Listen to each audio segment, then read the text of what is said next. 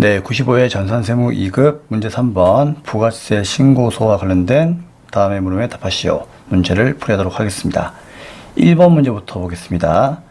다음 자료를 이용하여 2021년도 이계정 신고기간에 신용카드 매출표 등 수령 명세서를 작성하시오라고 되어 있습니다. 자, 이계정이면 7월 달부터 9월 말까지를 얘기하는 거죠. 자, 그러면은 우리 신용카드 매출표 등 수령 명세서 작성을 할 건데, 자, 이거 작성하려면은 여러분들이 이 내용을 아셔야 되겠죠.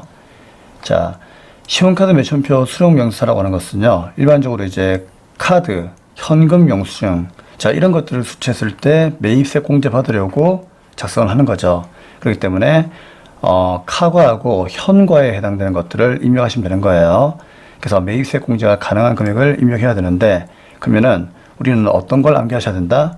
신용카드 매출표 수령 명세서에 입력하면 안 되는 것들을 암기하셔야 돼요. 왜? 입력하면 안 된다는 얘기는 걔들이 매입세 공제가 안 되는 거거든요. 그럼 그런 것들이 어떤 게 있었습니까? 첫째, 그렇죠. 불공제 매입세가고 면세는 매입세 공제 안 되니까 이런 것들은 입력하면 안 되겠죠. 둘째, 세금계산서 중복수취본도 입력하면 안 되겠죠. 이유는 세금계산서로 공제가 되기 때문에 카드 전표로 공제가 되는 게 아니죠. 그렇기 때문에 이런 경우도 입력 안 하고요. 그 다음 세 번째로 세금계산서 교부 면제 사업자와 거래하여 수취하는 부분도 입력을 안 합니다. 자, 이건 왜 그렇습니까? 세금계산서 교부를 면제하는 사업자는, 그쵸, 세금계산서 자체를 교부할 수 없기 때문에 그런 사업자한테는 카드 전표를 받아오거나 현금 영수증을 끊어와도 매입세 공제가 안 되게끔 세법에서 막아버린 거예요. 그렇기 때문에 교부 면제자한테도 수취한 부분은 입력하지 않습니다. 자, 그러면 대표적으로 이제 누가 있습니까? 택시, 목욕, 이발, 미용, 자판기, 입장권 발행 사업자. 주로 KTX하고 항공권 많이 나오죠. 그래서 쌤이 암기할 때 택시를 타고 목욕탕 갔다가 이미자 콘서트 입장권 사러 가자. 뭐 이렇게 암기하라고 했죠. 그래서 이런 이제 업종에서는 당연히 이제 매입세 공제가 안 되니까 받아와도 공제가 안 되고요. 그 다음에 간이가 사업자인데 이게 중요합니다. 자, 여러분 주목하세요. 2021년도부터 간이가 사업자의 기준이 직전 연도 공급대가가 4,800만 원이 아니고요. 이제는 8천만 원 미만으로 바뀌었습니다. 알고 있죠? 그러니까 2020년도까지는 4,800만 원 미만인 개인 사업자가 간이가 사업자가 될 수가 있었는데 2021년도부터는 8천만 원 미만인 개인 사업자도 이제 간이가 사업자가 될 수가 있다는 얘기죠. 이해하시겠죠? 그리고 이제 간이가 사업자는 원래 기존에 뭐다? 능력이 떨어지는 사업자니까 세금계산서 교부를 면제했죠. 그거 알고 있죠? 그쵸? 근데 이번에는 8천만 원으로 이제 올랐는데, 문제는 뭔가 하면은 기존에 4,800만 원 미만인 간이가 사업자는 세금계산서를 교부를 안 했으니까 아직까지는 능력이 좀 떨어지겠죠. 그래서 그 사업자들만 계속 세금계산서 교부 면제를 유지합니다. 그래서 앞으로 간이가 사업자는 세금계산서 교부를 할 수 있는 사업자하고 할 수 없는 사업자 둘로 나눕니다. 아시겠죠? 그럼 여기에서 세금계산서 교부가 면제가 되는 사업자 중에서 간이가 사업자는 누가 되겠습니까? 그렇죠. 직전 연도의 공급대가가 4,800만 원 미만인 간이가 사업자가 되는 거예요. 그러면 이런 사업자한테 신용카드 전표 받아오면은 매입세 공제 안 되는 거니까 이 사업자에 대한 카드 전표나 현금 영수증도 신용카드 매출표 수령 명세서에 입력하시면 안 됩니다. 아시겠습니까? 그럼 쌤, 4,800만 원 이상이고 8천만 원 미만인 간이가 사업자는요, 이제 그들은 세금계산서 교부를 계속 해야 됩니다. 왜? 원래 그 사업자들은요, 지금 경기만 좋았다면은 간이가 사업자가 될 수가 없었죠. 경기가 안 좋으니까 지금 간이가 사업자가 된 거 아니에요. 그쵸? 하지만 그 사업자들은 원래 기존부터 뭐다? 세금계산서를 계속 교부했기 때문에 그 능력이 살아있단 말이에요. 그러니까 너희들은 뭐다? 계속 세금계산서를 교부하라 그 얘기예요. 그래서 간이가 사업자에서 세금계산서를 교부하지 않는 사업자는 4,800만 원 미만인 간이가 사업자만 이야기한다는 거 꼭 기억하셔야 됩니다. 그래서 이자들만 여기다가 입력 안 하는 거예요. 자, 그러면은 문제 풀어보겠습니다. 자, 먼저 모든 거래는 일반 과세자와의 거래이고요. 자, 일반 과세자와의 거래니까 간이과세자는 신경 쓸 필요가 없겠죠. 그 다음에 현금 지출은 사업자 번호를 기재한 지출증명용 현금 영수증이고요. 신용카드는 우리 카드이다. 뭐 이런 것들은 어차피 뭐 크게 문제는 없고요. 매입매수 전표 입력은 생략한다. 그럼 바로 다이렉트로 수령 명사에다가 작성하시면 되겠습니다. 자, 먼저 뭐부터 볼까요? 증빙부터 한번 볼까요? 증빙은 현금 영수증, 신용카드니까 크게 문제가 없고요. 그럼 내용만 보면 되겠네요. 자, 내용에서 안 되는 것들만 이제 그어버리겠습니다. 사무실 청소용품 구매 이런 것들은 전부 다 매입세 공제가 되죠. 근데 거래처 식사를 접대 지출했다. 이거는 불공이죠. 그렇기 때문에 카드 전표를 꺼도 공제가 안 됩니다. 그래서 얘들은 X. 그쵸? 그 다음에 이제 놀이동산 입장권 발행 사업자도 매입세 공제가 안 되죠. 그래서 입장권 발행 사업자 여기 있죠. 자, 이런 자들도 입력하면 안 됩니다. 오케이. 이제 간단하죠. 영업팀 회식비 되는 거죠. 그 다음에 업무용 자동차 1000cc 초과 있고 8인승 이하인데 여기다가 기름을 넣었다. 이거 공제가 됩니까? 안 되죠. 그래서 불공은 입력 안함. 알고 있죠? 예, 그렇기 때문에 결국 신용카드나 현금 영수증으로 공제가 되는 것은 누구입니까?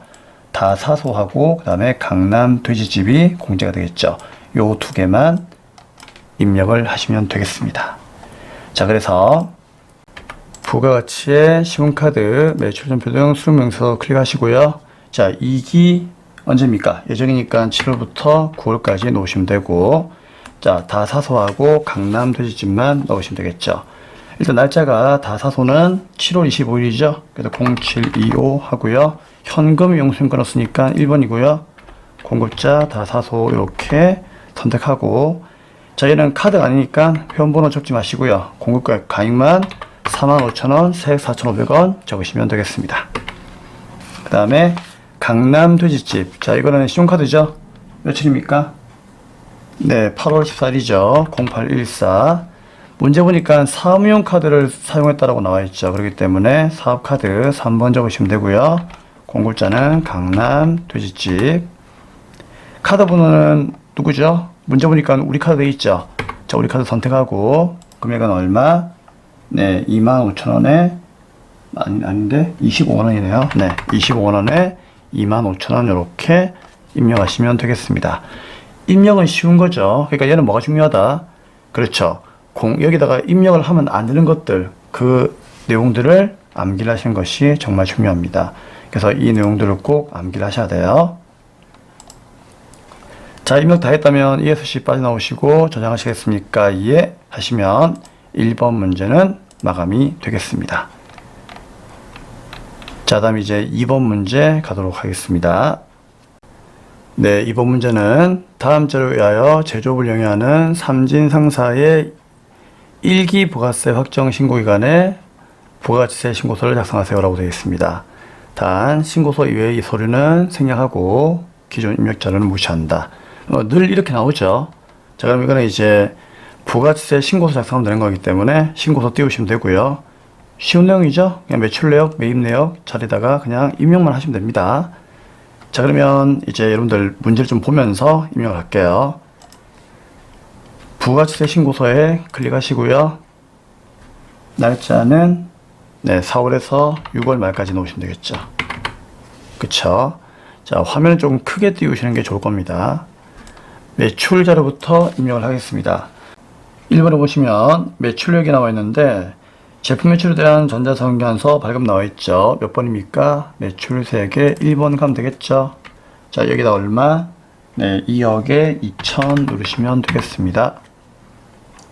두 번째, 제품 매출에 대한 신용카드 매출표 발행. 자, 어디죠? 신용카드는 3번이죠?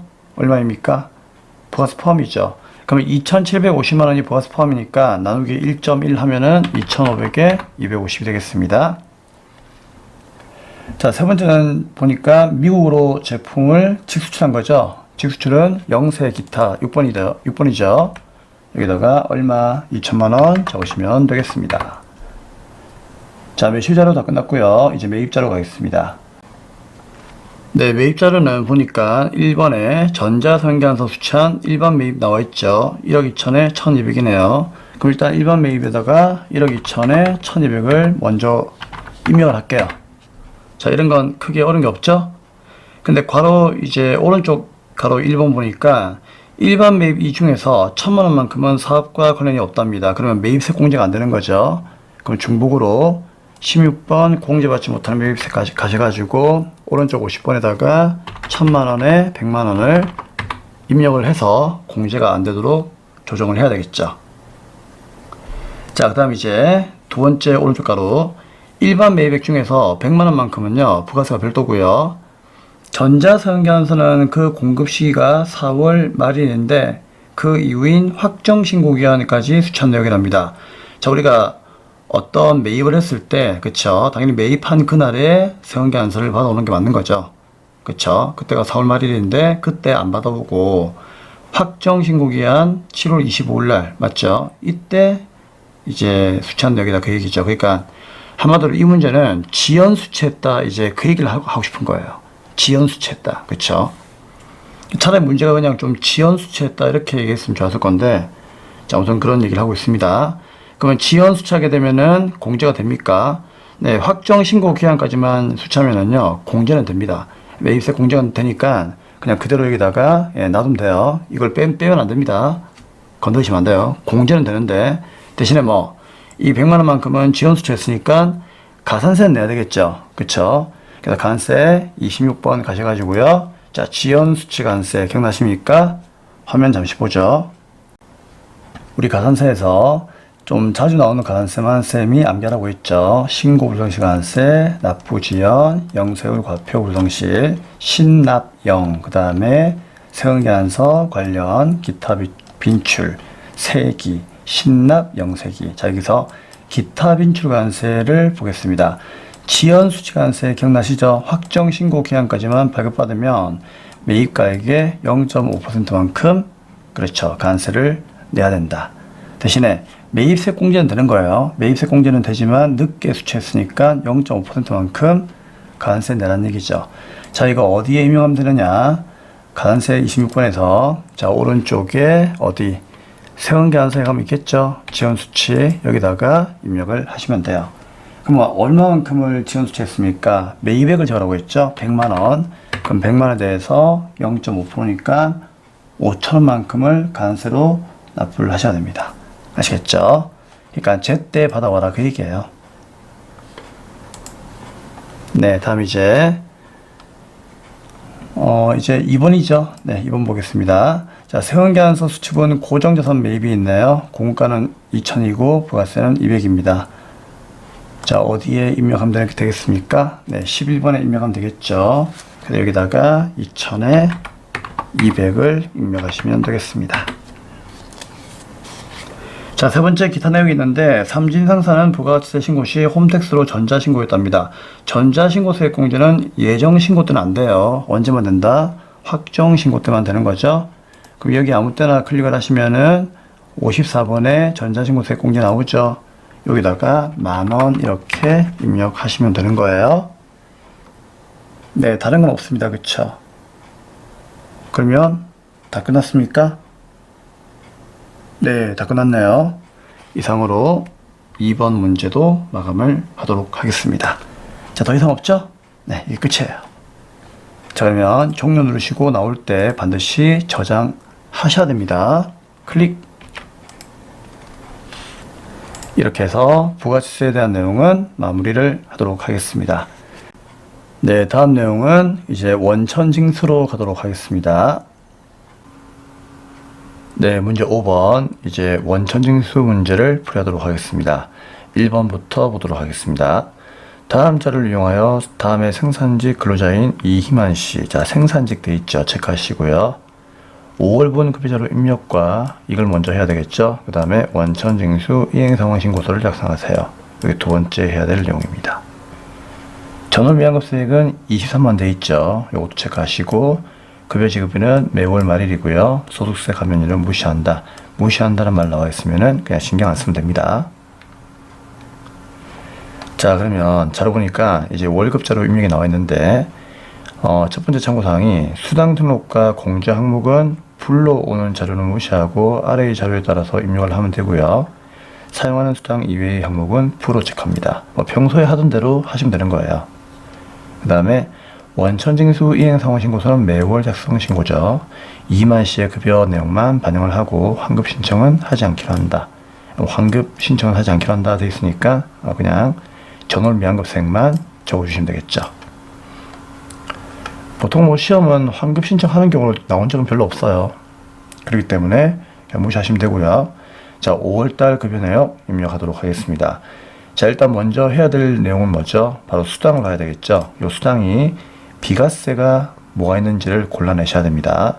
그래서 비과세 소득을 잠시 볼 건데, 근로소득 비과세는 이제 우리 시험 문제에 제일 잘 나오는 빈출로 해가지고 한 5가지 정도만 암기를 하시면 됩니다. 자, 뭐 앞글자다 가지고 야식, 자연육 이렇게 외우세요.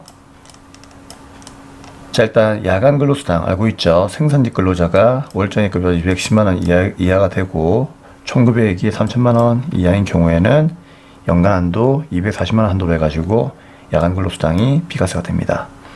그 다음에 식대 당연하죠. 우리가 점심 식사를 위해서 회사가 돈을 준단 말이에요. 그렇죠? 그걸 이제 과세하면은 좀 안타깝죠. 그렇기 때문에 식대도 비과세가 되는 겁니다. 자가운전 보조금 당연히 이제 나의 차를 이용해야 되는 거죠. 그래서 본인 차량을 업무에 이용했을 때 그쵸 월 20만원까지 비과세가 되는 거고요. 자, 연구보조비 이게 중요합니다. 연구보조비가 거의 뭐 우리가 전산 세무회계 시험이 20년 동안 치러지면서 연구보조비가 나온 적이 거의 없었어요. 그런데 최근 이제 1년 사이에 이 연구보조비가 이제 등장을 했습니다. 그래가지고 이제 앞으로 연구보조비는 아무래도 뭐 당분간 등장할 가능성이 있다. 그래가지고 새롭게 이제 하나 넣어드린 건데, 자, 연구보조비도 월 20만원 한도에서 비과세가 된다는 거 아시겠죠? 꼭 기억하시고요. 그 다음에 5번의 육아수당 뭐 늘 나왔던 거죠. 네, 월 10만원까지 비과세가 됩니다. 단 만 6세 이하의 자녀가 있는 경우에 해당하여 비과세가 되는 거죠. 그래서 이 내용을 알고 있어야만 여러분들이 문제를 풀 수 있습니다. 그래서 야식, 자연육 이렇게 외우세요. 식대하고 자가운전 보조금은 참고로 이제 중복으로 지급하게 되면 과세가 되죠. 자, 문제 보겠습니다. 그러면 일단 여기에서 비과세는 누가 있습니까? 식대가 비과세이고요. 그렇죠? 자가운전 보조금 비과세이고 야간 근로수당이 비과세가 되겠죠. 근데 이 세 가지가 정말 비과세가 맞는지 봐야 돼요. 그렇죠? 그래서 1번의 식대부터 이제 읽어보도록 하겠습니다. 다음 회사는 현물 식사를 별도로 제공하고 있답니다. 자, 이번은 뭐죠? 중복이죠. 중복 지급 시에는 과세입니다. 그러니까 식사도 주는데 식대를 준다? 이건 좋은 거지. 그래서 이거는 비과세가 아니에요. 그래서 식대는 과세가 되는 겁니다.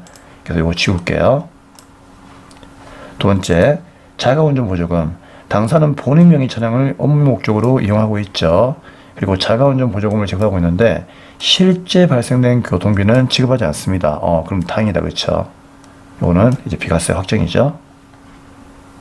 3번, 야간 근로수당이 있는데 올해 들어서 5월부터 업무 시간 외에 추가로 근무를 하는 경우에는 야간 수당을 지급하고 있습니다. 생산직 근로자가 받는 시간의 근무수당으로서 비과세 요건을 충족하고 있답니다. 그럼 충족하고 있으니까 비과세가 되는 거죠. 그리고 이분은 생산직 근로자니까 당연히 충족을 했겠죠. 자, 그러면 이제 비과세는 2개로 이제 확정이 되었으니까 요 2개만 비과세로 놓고 공제 항목들은 당연히 여러분들 입력 잘 하시니까 이거는 그냥 4가지를 체크만 하시면 될 것 같습니다. 자, 그러면은 우리 급여자료 입력 가야 되겠죠? 원천징수 클릭, 급여자료 입력 클릭. 여기에서 수당 공제 등록하는 게 제일 중요하죠. 수당 공제 클릭하고 여기다가 이제 과세 비과세 선택하면서 항목을 입력하시면 되겠습니다. 일단 기본급하고 식대는 있으니까 그대로 기본급하고 식대는 그대로 이제 놓으시면 되는데, 야, 이거 식대가 참 이게 비과세가 아니죠. 과세였죠. 그럼 어떻게 해야 되지? 그렇죠. 과세로 하나 만들어야 되겠죠. 과세 만들어 가지고 기본급 밑에다가 놓으시면 되겠습니다. 자, 그 다음에 이제 자가운전 보조금 있는데 자가운전 보조금은 비과세 그대로 쓰면 되겠죠. 그래서 식대 밑에다가 놓으시면 되고요. 마지막으로 야간 근로수당 비과세 그대로 쓰면 되겠죠.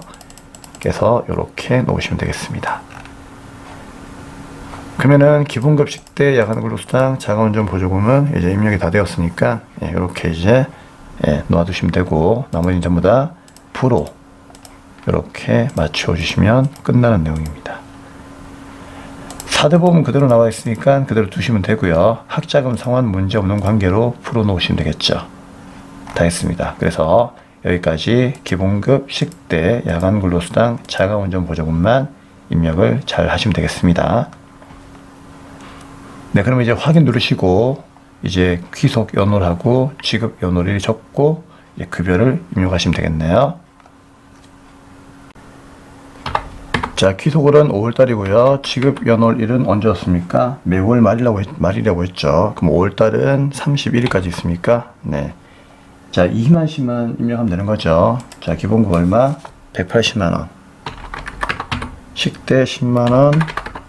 자가운전 20만원. 야간근로 20만원. 자가운전 20만원.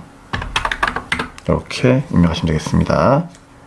자, 이거는 뭐 순서가 바뀌어도 상관없는데요. 웬만하면은 이제 그 문제 나와 있는 순서대로 이제 입력하시면은 이렇게 입력을 좀 빠르게 할 수 있습니다. 쌤은 이 두 개 순서가 바뀌었는데 상관없습니다. 아시겠죠? 자, 국민연금 얼마 있습니까? 네, 85,500원.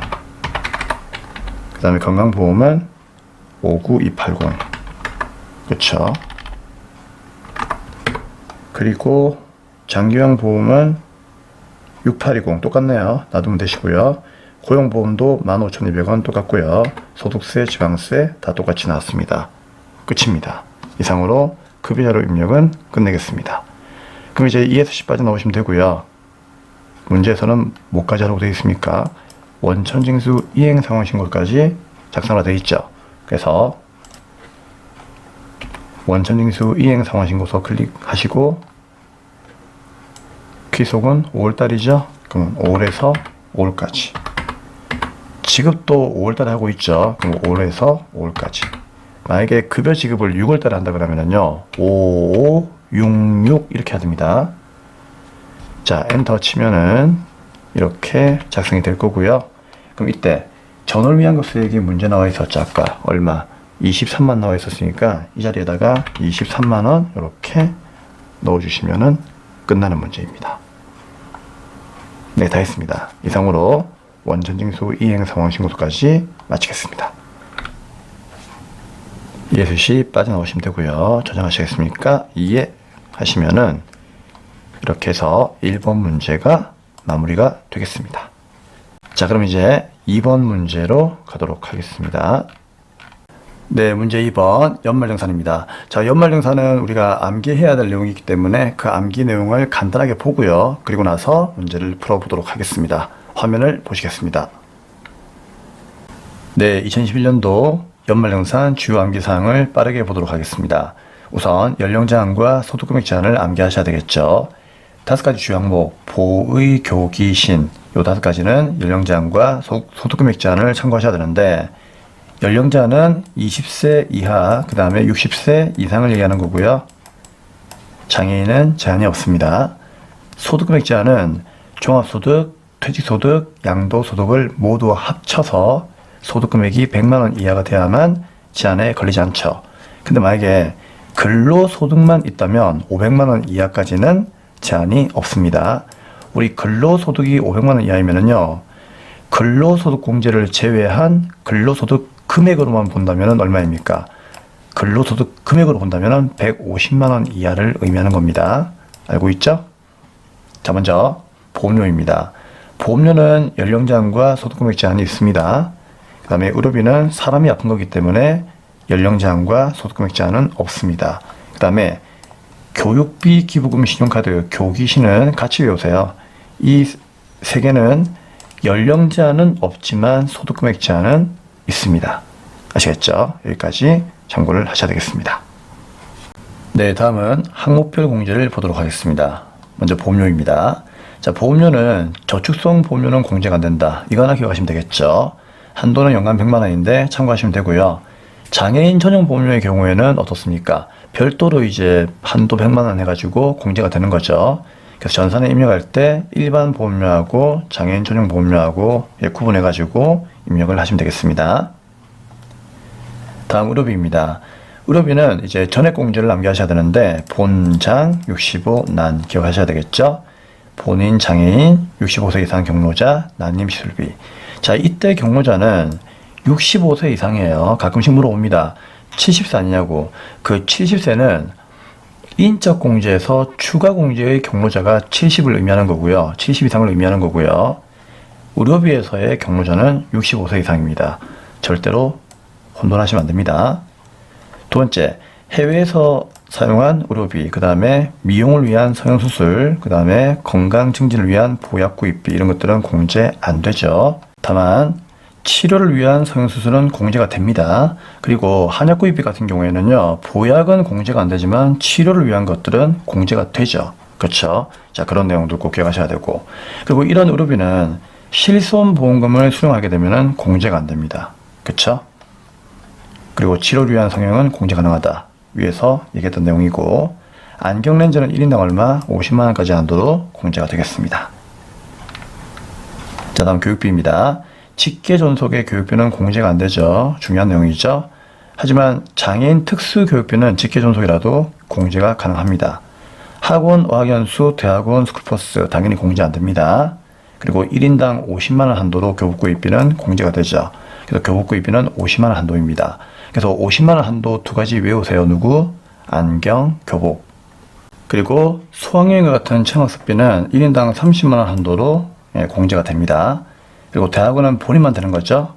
그 다음에 미취학 아동의 학원비는 공제 가능하죠. 그러니까 학원비는 원래 안 되는데 미취학 아동은 되는 거예요. 자, 다음에 이제 기부금입니다. 먼저 종친회, 친목회, 동창회 같은 학연 지원, 자, 이런 것들은 당연히 공제 안 됩니다. 그리고 법정 기부금, 이걸 암기하셔야 되는데요. 법정 기부금은 전액 공제가 되는 거죠.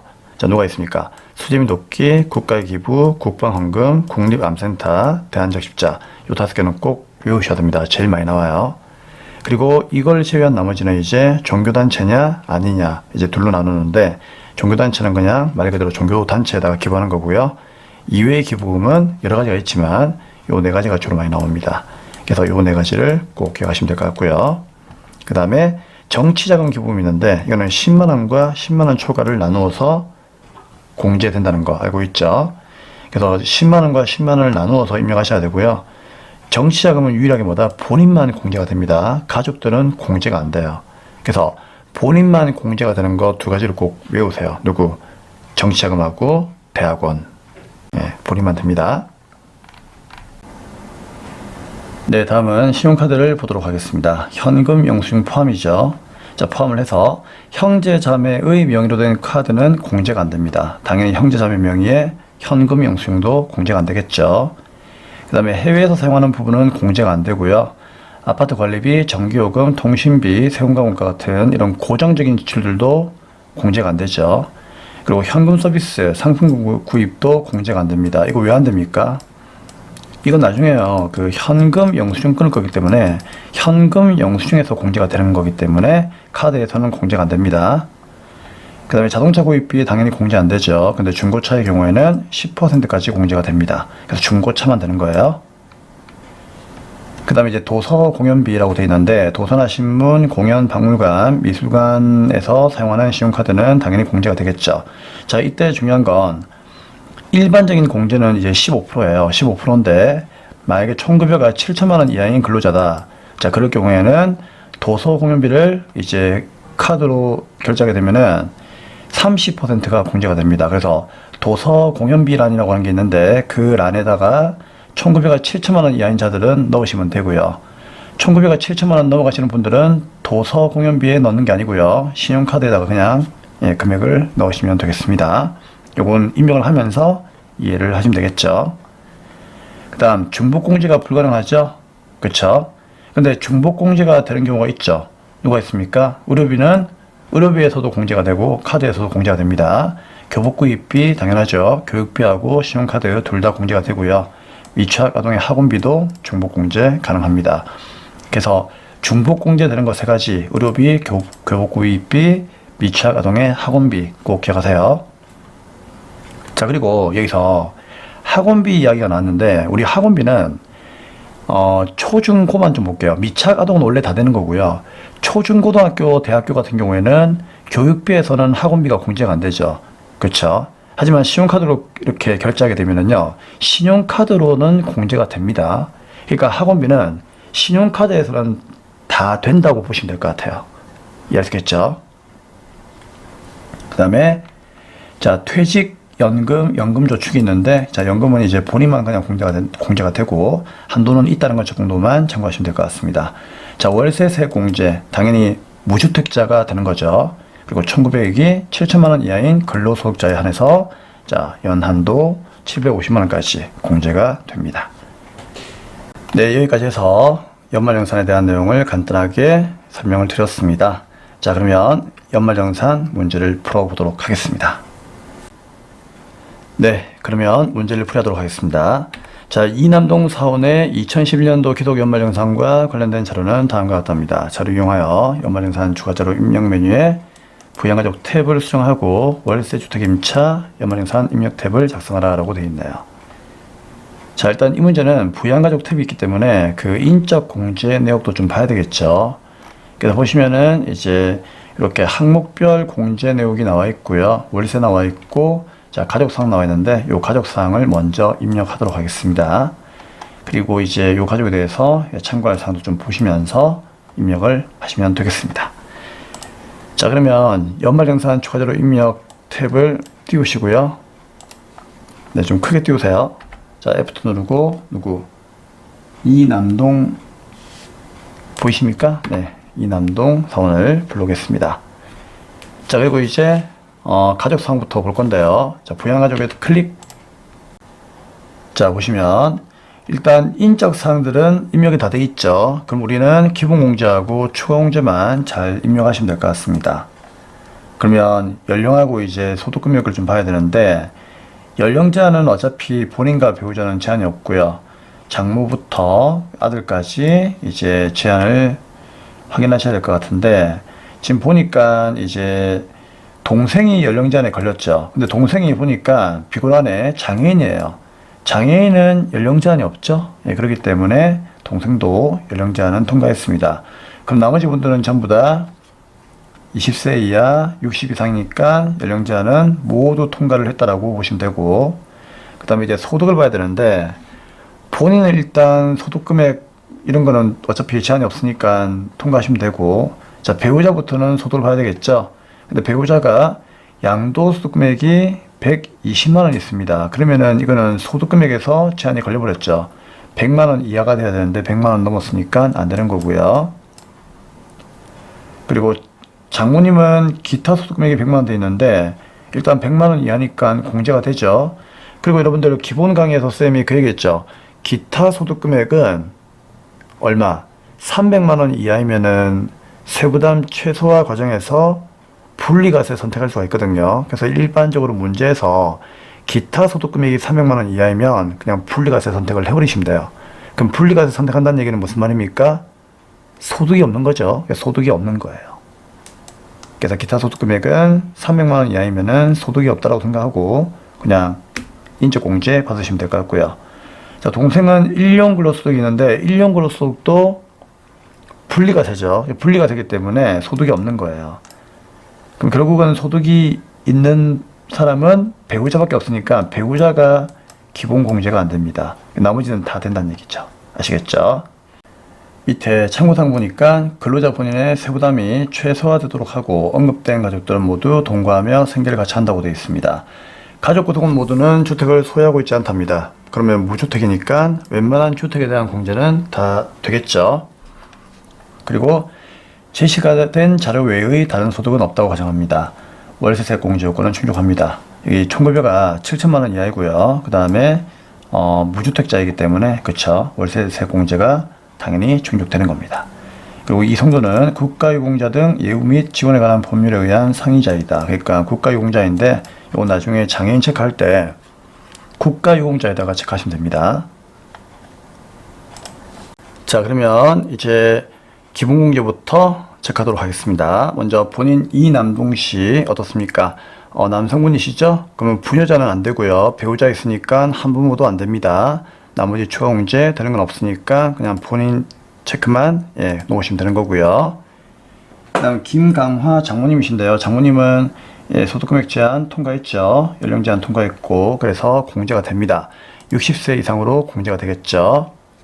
나머지 추가 공제는 되는 것이 없습니다. 자, 최연수 배우자 양도소득금액이 120만원, 100만 넘어가지고 공제가 안 되죠. 그래서 0번 부로 놓으시면 되고요. 그리고 기본 공제가 이제 부과되면은 뭐 추가 공제도 당연히 안 되는 거죠. 그 다음에 이준 자녀죠. 자, 소득이 없네요. 자, 9살. 그러면은 20세 이하로 공제가 될 거고요.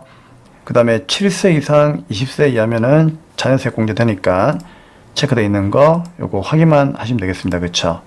요거 그쵸? 네, 확인만 하시면 돼요. 그 다음에 이미도. 자, 이미도는 20세 이하이죠. 그리고 소득이 없네요. 당연히 공제가 됩니다. 자, 이 자녀인데요. 미도는 참고로 자녀세 공제가 안 되죠. 왜요? 우리 6세까지는요, 국가에서 매월마다 이제 아동수당을 주고 있어요. 그러니까 아동수당을 주는 대신에 세액 공제는 안 된다. 그 얘기예요. 아시겠죠? 중복공제 혜택을 주지 않겠다. 그 다음에 이제 이송도. 자, 이송도가 아까 동생이었는데, 네, 소득금액 제한 없으니까 당연히, 소득금액 제한 통과했죠. 근데 원래는 연령 제한에서 걸렸는데, 20살 이하가 아니기 때문에 연령 제한 걸렸는데, 이분은 장애인이기 때문에 연령 제한이 통과가 되었어요. 그래서 장애인으로 체크를 하셔야 됩니다. 그리고 장애인 공제 가셔가지고요. 이분은 국가유공자 등에 의한 이제 장애인 공제이기 때문에 2번을 체크해야 된다는 거 반드시 기억하셔야 됩니다. 네, 이상으로 부양가족 공제는 다 세팅을 했으니까 끝이 났고요. 그럼 여기서 최연수, 자, 이 배우자만 지금 현재 소득금액 제한에서 걸렸기 때문에 나중에 의료비 외에는 공제가 안 된다는 거, 그쵸? 참고를 하시면 되겠습니다. 자, 그러면 이제 연말정산 입력하도록 하겠습니다. 자, 그러면 보험료부터 볼 건데요. 문제 좀 봐주시고요. 이송도에 장애인 전용 보험이 있고 이미도에 보장성 보험이 있는데 지금 보니까 이송도, 이미도 두 분 다 연령 제한과 소득금액 제한 통과했죠. 그렇기 때문에 공제가 됩니다. 그래서 장애인 전용 보험은 장애인에다가 얼마 130만원 적어주시면 되고요. 그 다음에 일반 보험은 위에다가 60만원 적어주시면 되겠습니다. 자, 다음에 교육비가 있습니다. 교육비가 세 가지가 있는데요. 혹시 안 되는 거 있습니까? 그렇죠. 김강화 평생 교육시설 교육비 안 되죠. 왜? 장모님 입시죠. 장모님은 직계 존속이죠. 직계 존속의 교육비는 공제가 안 돼요. X. 그 다음에 이준의 현장 체험학습비가 있는데 쌤이 체험학습비는 얼마 한도?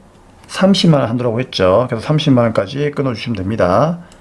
그래서 체험학습비는 30만원 한도니까 여기다가 30만원 한도 이렇게 체크해 놓으시고요. 그 다음에 자, 이미도의 유치원 급식비 이거는 공제가 되죠. 그러면은 초등학교에다가 30만원, 취학전에다가 260만원 적으시면 되겠죠. 자, 교육비 F2 취학전부터 할까요? F2 얼마? 260만원 적으시면 되고요.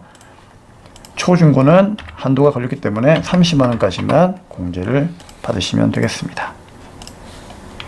자, 다음 의료비가 있는데요. 최연수의 질병치료비가 있고 김강화 의료기기 구입비, 이송도 건강증진의약품.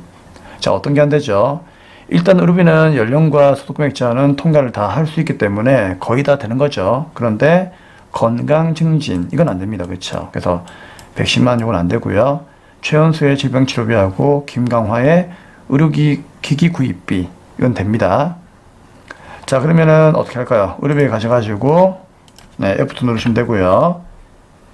자, 최연수 씨는 참고로 배우자죠. 그 밖으로 가면 되겠다. 그렇죠? 얼마입니까? 네, 60만원 적으시면 되고요. 그 다음에 김강화 의료기기 이분은 장모님이시죠. 아까 장모님이 65세 이상이었죠. 그러면 의료비는 65세면은 경로자 공제가 되는 거니까 여기다가 어떻게 한다. 네, 여기에 275만원을 적으시면 되겠습니다. 다음 기부금. 자, 이준의 불이유 돕기 성금이죠. 자, 이준은 소득금액 제한 통과했기 때문에 기부금 가가지고 F2 누르시고요. 자, 불우이웃 돕기는 참고로 네, 종교단체 외입니다. 그렇기 때문에 여기다가 입력을 하시면 되겠습니다. 얼마? 20만원. 네, 그 다음에 이제 신용카드가 있네요. 자, 신용카드는 왼쪽에 42번 F2 누르고, 자, 문제 보겠습니다. 이남동 신용카드가 있는데, 이남동이 누굽니까? 본인이죠? 그럼 본인 건 되고요. 전통, 대중, 도서 없답니다. 그럼 전부 다 신용카드에다가 넣어주시면 되고, 최연수 씨는 배우자인데요. 소득금액 제한 걸렸기 때문에 연수 씨의 신용카드는 본인이 공제받는 거지 나한테 공제가 안 되겠죠. 그래서 이남동 씨 거만 여기다가 1950만원 적어주시면 되겠습니다. 네, 다음은 월세 내역이죠. 자, 월세 내역은 어차피 여기에 임대인하고 지급액이 다 나와 있으니까 이거 그대로 어디에 네, 월세주택 임차에 가셔가지고요. 여기다가 임대인 주인번호 유형은 밑에 나오니까 보시면서 체크하시면 되고요. 나중에 여기 대상금액은 얼마? 100만원을 입력하시면 되겠습니다. 그래서 이건 여러분들이 한번 입력해 보실 수 있도록 부탁을 드리겠습니다. 요거 입력하시면은요, 이렇게 화면에 이런 식으로 나오게끔 되어 있습니다. 자, 다 했습니다. 다른 건 더 이상 없죠? 네. 네, 이렇게 해서 연말정산 입력은 다 했고요. 이제 ESC 빠져나오시면 현시간부로 95회 전산세무이급, 부가세와 그 다음에 소득세, 원천징수까지 마무리가 되겠습니다. 네, 수고 많으셨고요. 다음은 이제 이론 강의에서 뵙도록 하겠습니다.